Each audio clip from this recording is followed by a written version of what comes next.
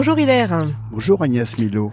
Alors aujourd'hui, on va parler avec vous de balade. Oui Agnès, vous allez peut-être penser que je me répète. Tant pis.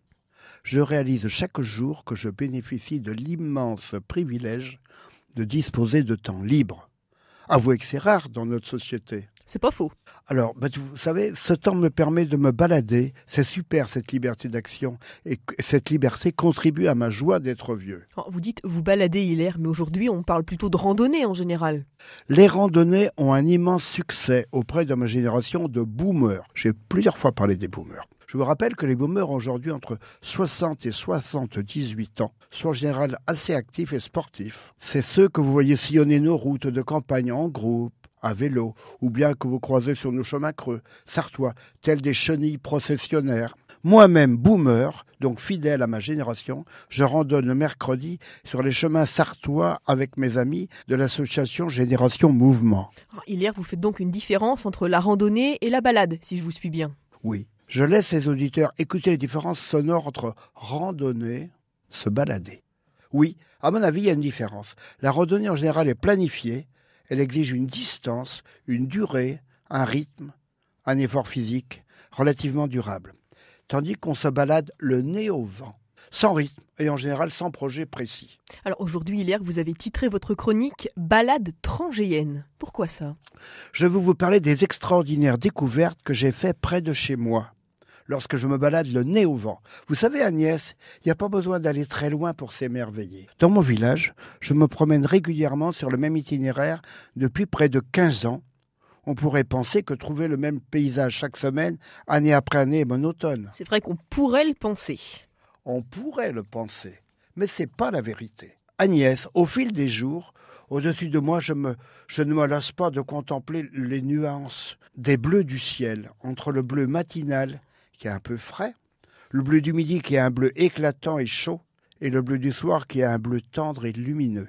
Alors les jours nuageux, c'est la fête dans le ciel, quand les cumulus se déplacent vite sous la poussée du vent, que le soleil joue à cache-cache avec la terre.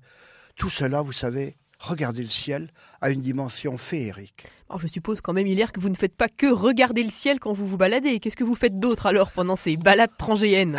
Non Agnès, évidemment. J'ai 300 mètres à parcourir pour me retrouver en campagne en quittant ma maison. Je n'oublie pas de remercier les roses et jaunes de la grâce de leur fleurissement. Quel cadeau que la finesse transparente de leurs pétales. Comment ne pas être ému par leur resplendissante beauté ? Comment ne pas éprouver le besoin de dire merci à la force de vie, au Dieu d'amour qui nous fait de tels cadeaux visuels ? Alors Hilaire, est-ce que vous auriez d'autres petites expériences comme ça à nous partager ? Oui. Hier, je suis allé me promener avec l'intention de faire 6000 pas, mesurables grâce aux bijoux technologiques et ma montre connectée. Tout le monde connaît aujourd'hui, on est nombreux à en avoir une. J'ai observé que lors de la première demi-heure, je marchais dans un esprit randonné, un bon rythme, soucieux de mon rythme. Ce souci m'éloignait du lien à la nature. J'y vivais dans ma bulle égocentrique. Ah bah alors là, Hilaire, ça veut dire que vous n'étiez plus en balade. Non, soudainement, le virevoltage d'un papillon blanc m'a sorti de ma torpeur. J'ai ralenti le pas. J'ai réalisé que je changeais de niveau de conscience. Doucement, mon esprit s'allégeait. J'entrais en communion avec le silence de mère nature. C'est incroyable le vol des papillons. La tête doit leur tourner tellement leur vol semble instable. Un papillon blanc attire mon attention.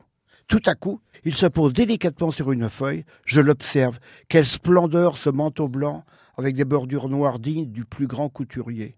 Ma présence dut le déranger. Il s'éloigna rapidement.